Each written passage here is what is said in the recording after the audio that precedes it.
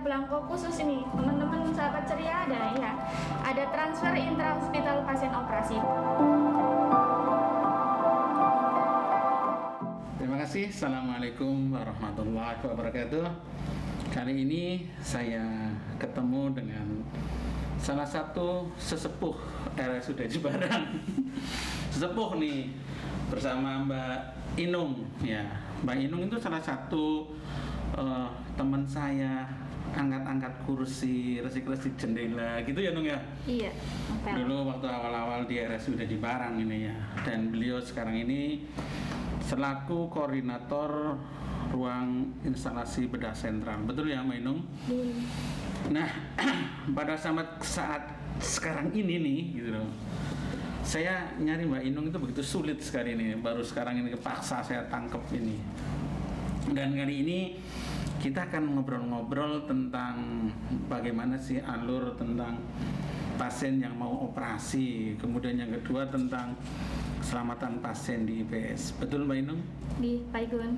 Silahkan disapa dulu itu teman-teman sahabat ceria. Halo sahabat ceria, ketemu dengan Inung ya pagi ini. Oke, ya Mbak Inung keren nih ya. Mbak Inung, kita santai aja nih ya, kita ngobrol-ngobrol pada kesempatan kali ini. Mungkin teman-teman perlu ngerti nih, sebenarnya kalau proses pasien mau operasi sampai selesai operasi itu bagaimana sih di awal-awalnya gitu. Mungkin mulai pendaftaran atau sampai muncul nama, sampai muncul ini gimana Mbak Inung? Iya Pak Igun, pasien operasi di PS terutama kalau untuk dari rawat inap, rawat inap harus mendaftar dulu ke IPS melalui SIM RS. Oh SIM RS ya, jadi daftarnya harus melalui SIM RS gitu ya? Ada, jadi biar muncul pasien itu besok mau dilakukan operasi apa harus didaftar dulu melalui SIM RS yang gitu kita sudah punya. Kemudian, jadi kita sudah ada SIM RS nih ya? Sudah. Keren juga nih ya. Ya, jadi pakai SIM RS. Jadi di situ akan muncul identitas pasien, diagnosa, kemudian dokter yang akan melakukan tindakan operasi. Dokter anestesinya juga muncul nama ya? Oh iya nih. Dokter anestesinya juga muncul nama ya. Jadi lengkap ya. Iya. Di situ sudah ada jamnya, ada nama operator, nama pasien. Ya berarti sudah terjadwal dengan baik ya. Iya. Kalau sudah terjadwal kayak gini terus gimana Mbak Inung? Pasien ini sudah terdaftar sampai dia masuk ke dalam kamar operasi itu gimana? Iya. Jadi misalkan pasien itu dijadwal jam 9 pagi. Kita akan panggil pasien itu sesuai urutan jadwal pasien. Kemudian sebelum pasien masuk ke kamar operasi kita akan serah terima dulu. Oh serah terima ya. Serah terima itu ngapain nih? Apa aja yang diserah terimakan Mbak Inung? Kayak orang mau bagi waris aja ada serah terima gitu. Harus ada serah terima Pak Igun. Jadi pasien dibawa ke kamar operasi oleh perawat dari rawat inap.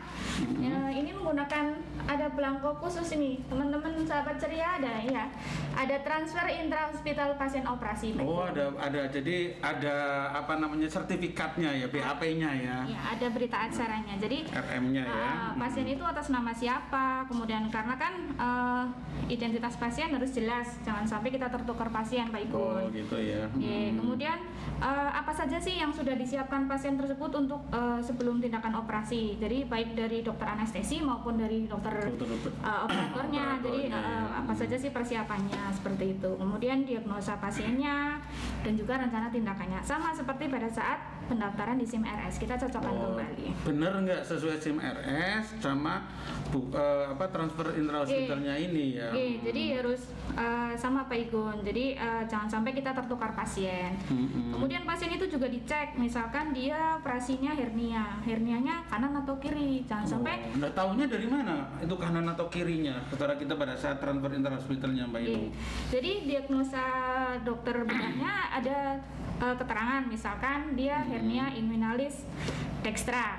Kemudian kita lihat di site markingnya, pasien tersebut sudah dikasih tanda atau belum. Jadi dalam akreditasi. Berarti ada gambarnya, coba bisa ditunjukin tanda gambarnya mana? Jadi baik di pasiennya maupun di formnya ini ada. Jadi gitu di form pasien misalkan kanan ya, kita ada centang kanan, kemudian kita lihat di pasiennya. Jadi harus ada set marking di pasiennya sebelum pasien itu dibawa ke kamar operasi. Jadi ini biar nggak ketukar ya. Hernianya kanan, dioperasinya sisi kiri gitu ya. Jangan sampai seperti itu. Jadi kalau sudah ada serah terima, kita cek kembali set markingnya. kalau sudah ada tanda, pasien kita tanyakan kembali yang mau dilakukan operasi yang sebelah mana. Oh gitu, berarti ada double check dengan pasien ya. Oh, keren, jadi keren, kalau keren. kita tanya ke pasien itu harus dengan bahasa yang terbuka. Pak, yang mau dioperasi yang sebelah mana? Jangan kita tanyakan yang kanan ya Pak. Nanti dia akan mengiyakan padahal dia tidak. Jadi yang harus jawab kanan kirinya tuh pasiennya ya. Oke, jadi buat begitu ya buat sahabat ceria semuanya. Ini kalau yang terkait ini di ruangan maupun di BS ya. Pada saat marking harus pertanyaan terbuka yang akan pasien itu ngomong sendiri ya kanan atau kirinya. Oke. Terus apa lagi Mbak Inung? Kemudian tadi kan sudah rencana tindakannya, kemudian dokternya siapa, dokter anestesinya, site marking sudah, antibiotik profilaksis. Oh itu harus ada antibiotik profilaksis ya. Udah masuk atau belum ya? Iya, antibiotik. Ini harus masuk berapa lama? 1 jam ya kayaknya ya? 1 jam sebelum dilakukan iris, tindakan operasi. Kemudian ada alergi atau tidak. Jadi pasien itu biasanya dia tidak tahu alergi apa seperti itu, tapi pasien akan menyampaikan misalkan dia alergi makan seafood atau mungkin dia alergi obat, misalkan kalau obat-obat warung apa gitu, kita akan terjemahkan untuk dia alergi obat apa. Gitu. Kita berarti sampaikan.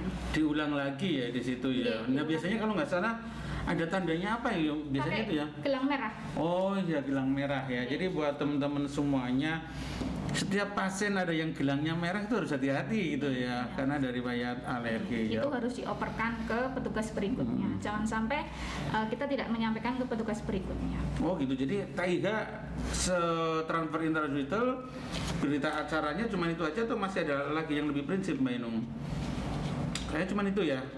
Ya, yang jelas inform konsen pasien harus pasti sudah. Oh, inform konsen ya. Jadi persetujuan pasien untuk dilakukan tindakan operasi dan dilakukan tindakan anestesi apa itu harus sudah dibawakan pada saat pasien dikirim ke kamar operasi. Jangan sampai kita melakukan tindakan operasi tanpa ada persetujuan pasien dan keluarganya. Bahaya itu ya, bisa terjadi problematika masalah hukum ya, mengenai masalah inform konsen secara tertulis ini ya Mbak Inung ya.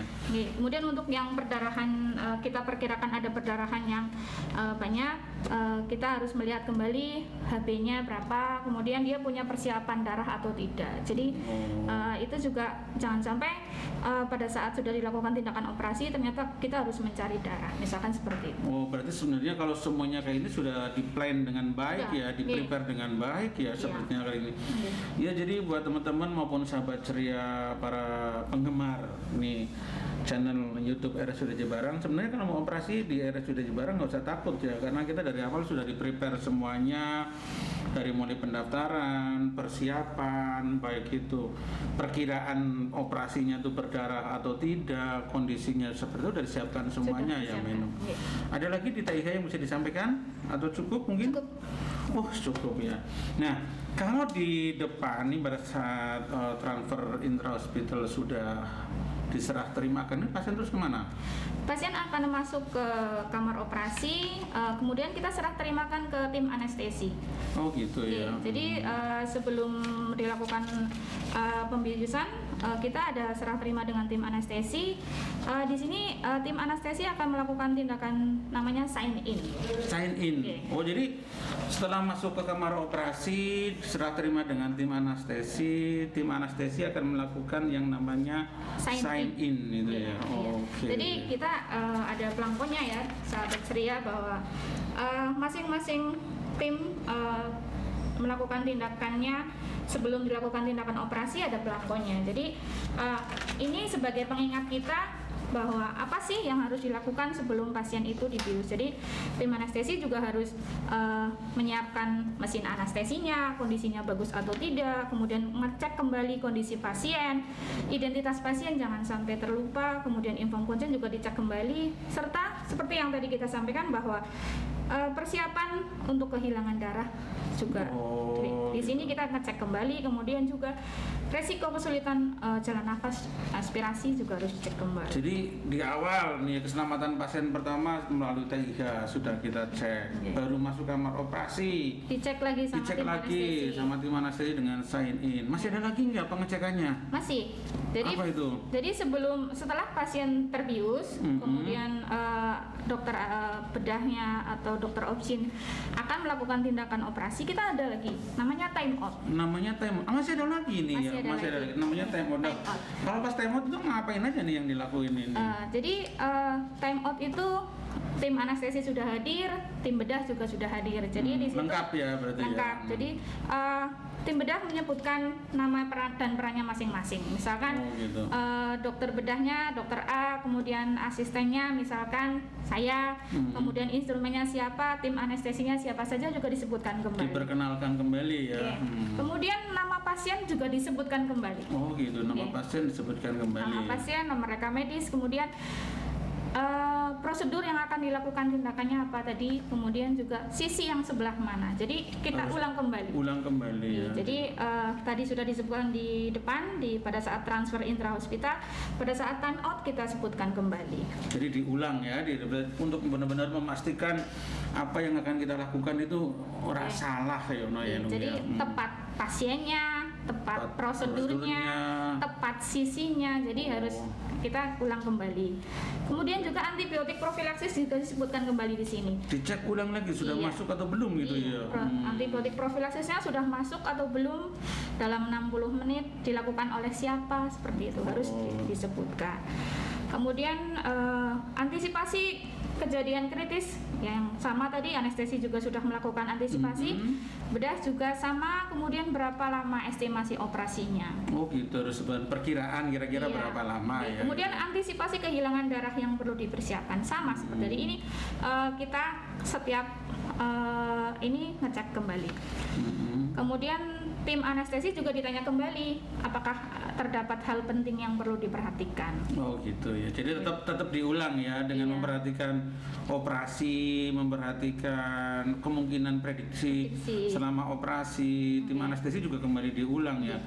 Kamu sanggup enggak? Kamu siap enggak gitu. Jangan-jangan anestesi ini orang siap main HP turu ya. Jadi sebelum pasien itu benar-benar dilakukan tindakan, semuanya dicek kembali. Kemudian tim keperawatan juga sama. Jadi tim keperawatan yang menyediakan instrumennya juga ditanya. Instrumen yang digunakan tadi itu indikatornya steril atau tidak sih. Jadi kan teman-teman yang menyiapkan alatnya dia harus tahu alat yang dia buka steril atau tidak. Ada tandanya itu? Ada. Jadi ada indikator. Indikator. Di luar ada indikator eksternal yang ada tanggal kadaluarsa. Kemudian di dalam juga ada indikator internal. Double itu jadi. Di luar ada. Di luar ada. Di dalam ada. Terus selain indikator steril atau enggak, apa lagi Mbak Inung? Peralatan khusus, misalkan menggunakan electrocauter, kemudian kalau misalkan pasien hernia menggunakan hernia mesh, apakah steril atau tidak, ada barcode-nya atau tidak. Barcode itu juga harus dilampirkan di laporan operasi. Harus dilaporkan ya. Karena itu terkait juga dengan infeksi luka operasi. Kalau pasien itu terpasang implan, nah itu dia harus terkait alergi juga mungkin ya. Jadi kalau misalkan dia dengan menggunakan implan, dia infeksi luka operasinya akan dihitungnya berbeda. Jadi sampai dengan 90 hari. Gitu. Kalau yang tanpa menggunakan implan, dia dihitung infeksi luka operasi sampai dengan 30 Kilonya hari. Itu ya. Jadi ada definisi tersendiri gitu ada. ya. Kemudian kasa yang kita gunakan, jumlah kasanya ada berapa. Sebelum operasi kita harus menghitung dulu berapa jumlah kasa yang digunakan, jarum yang digunakan, jenis jarumnya apa saja. Itu jangan sampai kita tidak menghitungnya. Jadi gitu ya. menghitungnya pun harus berdua Pak Igun. Harus berdua. Ada artinya ada saksi gitu ya. Jadi misalkan pada saat kita menyiapkan alat, kita menghitung kasa 1, 2, 3 sampai dengan 10 misalkan. Kemudian benang yang kita gunakan, jarumnya itu didokumentasikan di samping untuk keselamatan pasien juga untuk farmasi BHP-nya dia harus menghitung. Jadi kita harus menulis semuanya. Oke, keren. Karena juga ada stok opnam kan di farmasi. Oh iya betul. Jadi kalau kita salah memasukkan kode, salah memasukkan jenis benang, nah nanti kasihan mereka juga akan kebingungan. Akan timpang ya, ketimpangan ya. Seperti itu. Apalagi Mbak Inung? Kalau misalkan pasien ortopedi foto rongsennya harus ditampilkan. Jadi harus ditampilkan. Iya, Sudah ditampilkan sudah. apa belum? Gitu Jadi ya. kalau misalkan lampunya sudah nyala atau belum, bisa dilihat oleh operator dalam jarak berapa. Misalkan jangan sampai kita memasang lampu baja rongsennya di belakangnya operator, beliau akan kesusahan. kesulitan yang bolak-balik, Terus dia harus bolak-balik seperti itu. Jadi harus Kalau yang kayak kita terlihat. nggak mending Indung, itu termasuk senam loh, bolak-balik gitu. Itu nanti akan mempengaruhi kesterilan, dokter. Oh gitu ya. Jas oh, iya. operasi kita yang di belakang itu tidak steril. Keren. Iya, Jaraknya jadi- minimal 30 cm ya. Jadi kita tidak boleh membelakangi area steril meja Iya. operasi. Jadi seperti itu. Terus berarti semuanya ya, jadi identifikasi pasien, perencanaan tindakan, alternatif tindakan, kasa, jumlah dan sebagainya ini semuanya. Semuanya. Nah kalau operasi ini ada keselamatan pasien lagi nggak? Kalau operasi udah mau selesai gitu ya, terus apa lagi yang tindakan dilakukan Mbak Inung? Sign out namanya, dokter. Sign out. Sign out itu sebelum menutup operasinya selesai kayak gitu ya, sebelum kalau misalkan kita membuka perut ya sebelum kita menutup perut. Jadi jangan sampai ada benda yang tertinggal. Jadi kita harus dalam sign out itu disampaikan tadi prosedurnya kita cek kembali apakah ada tambahan. Misalkan tadi rencananya seksio cesaria. Kemudian ternyata pada saat dibuka mungkin ada kista atau apa kayak gitu yang sekalian diambil. Berarti pada saat kita sign out operator akan menyampaikan prosedurnya tadi seksio cesaria ditambah dilakukan tindakan kistektomi misalkan seperti itu. Atau pada saat laparotomi eksplorasi ternyata dia ada omentektomi misalkan. Itu disebutkan juga. Jadi tindakan rencana dengan tindakan realnya disampaikan pada saat sign out. Ada perbedaan atau enggak gitu, termasuk alat, kasa gitu ya? Iya, Manung, ya? semuanya harus dihitung kembali. Kelengkapan instrumennya, kemudian kasa, kemudian misalkan pasien itu dia tidak dilakukan penjahitan, dia menggunakan tampon. Kita harus sampaikan di situ. Itu akan menjadi transfer kita berikutnya ke rawat inap berikutnya. Jadi misalkan dia dipasang tampon roll 1 atau menggunakan darum kas 1 seperti itu. Harus jelas, jangan sampai kita menggunakan kasa kecil-kecil 5 kita tidak menyampaikan. Nanti di ruangan dia pada saat ganti balut dia akan nggak tahu jumlahnya berapa. Nanti ada yang ketinggalan. Ada ketinggalan di dalam ya. Jadi seperti itu. Kalau misalkan untuk instrumen kita harus jelas. Sebelumnya tadi membawa berapa? 5. Pada saat selesai juga harus 5. Jumlahnya 5 Ya, gitu. kasa tadi 10 ya 10. Harus 10. Jarum tadi berapa? Jarumnya 3. Karena jarum kan kita sudah yang atraumatik Pak Ibu. Atraumatik itu jarumnya sudah dengan benang sekalian. Jadi pasti ada yang tersisa kan. Nah, jadi kita lebih mudah menghitungnya. Kita tidak akan kehilangan jarum seperti itu. Oh, ada undul-undulnya ya sisanya Ada. ya gitu Kita ya. akan ini. Kemudian ada ini Pak Igun, misalkan tadi ternyata pasiennya ada kistanya. Nah, otomatis kistanya akan di PA. Nah, itu jaringannya juga harus kita sampaikan Pak Igun pada saat sign out. Jadi ada jaringan PA, kemudian label itu harus sudah terpasang. Oke, jadi ada yang on loop di luar itu dia akan menempelkan label, ada nama jaringannya, nama pasien jangan lupa, jenis nomor rekam medis dan tanggal Lengkap pada saat gitu kita. ya, yang akan Jangan dibayar. sampai tertukar dengan pasien yang lain. Pasien yang lain nanti hasilnya berbeda ya. Oke. Kemudian ada permasalahan alat yang perlu disampaikan, misalkan ortopedi ternyata tadi bornya ngadat misalkan. Itu harus disampaikan sehingga operasi berikutnya kita tidak menggunakan alat itu lagi. Termasuk eval juga ya gitu ya. Jadi kalau ada permasalahan, kemudian kalau misalkan ternyata ada yang patah atau ada yang sudah tidak bisa digunakan, itu harus disisihkan sehingga pada saat kita Ora tunggu maning gitu iya, ya. nggak dipakai lagi.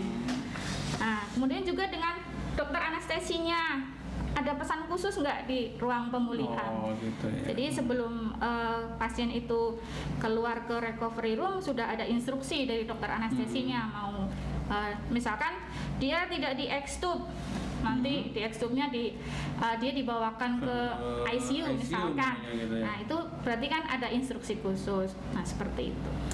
Oke, keren sekali. Ya, Ya, demikian buat sahabat ceria apa yang disampaikan oleh Mbak Inung mengenai prosedur di IBS ya, yang terkait keselamatan pasien. Jadi bagaimana pasien itu mau melakukan operasi itu melalui bertahap tentang keselamatan pasien, dari mulai bagaimana dimulai dari pendaftaran, pembuatan penandaan di ruangan, sampai transfer intra hospital, sign in, time out, sampai sign out semuanya ya. Jadi insya Allah kalau ini dilaksanakan dengan semuanya, keselamatan pasien selama operasi insya Allah dari sisi kita selaku pelaksana insya Allah terjaga. Perkara hidup mati semuanya urusannya Gusti Allah ya. Jadi insya Allah yang namanya safety pasien mulai sekarang inyong ya. Oke, terima kasih buat sahabat ceria semuanya. Marilah kita sambut akreditasi di RSUD Jepara. Thank you Mbak Inung. Terima kasih dan kita akhiri. Wassalamualaikum warahmatullahi wabarakatuh. Dah.